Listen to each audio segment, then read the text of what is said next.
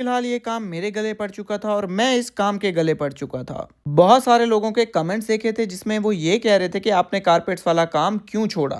I hope अब सब लोगों को जवाब मिल ही गया होगा। तो आज भी हमेशा की तरह पूरा दिन हम लोगों के कारपेट्स उठाते रहे, देते रहे और फिर एंड में हम पहुंच गए सैंडविच खाने।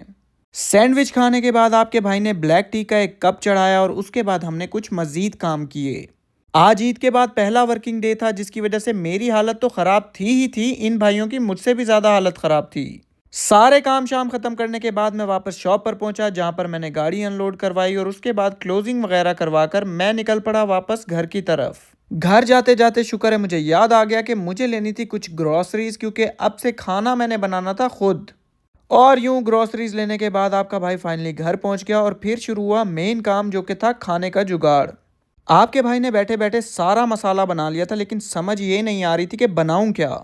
बहुत सारे लोगों को कुकिंग में गोश्त पकाना बहुत मुश्किल लगता है और मैं उन लोगों में से हूं जिसको सब्जियां बनाना बहुत मुश्किल लगता है। आपके भाई ने जब भी कोई सब्जी बनाने की कोशिश की है तो खाने का बेड़ा गर्क ही हुआ है। तो आज आपका भाई मचा देगा तबाही, क्योंकि मैं बना रहा हूं मटन कढ़ाई।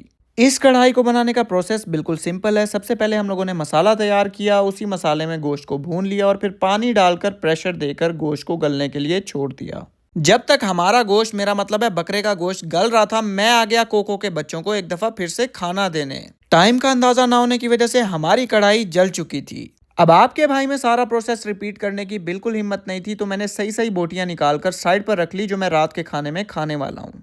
कढ़ाई को अच्छी तरह तबाह करने के बाद मैं फटाफट रेडी हुआ और पहुंच गया खाना खाने के लिए। माना ये कढ़ाई जल चुकी है, लेकिन अभी भी इस कढ़ाई में बहुत दम है। तो यूं आपके भाई ने सारी कढ़ाई प्लेट में डाली, इसको एक दफा अच्छे से गर्म किया और खाना शुरू कर दिया।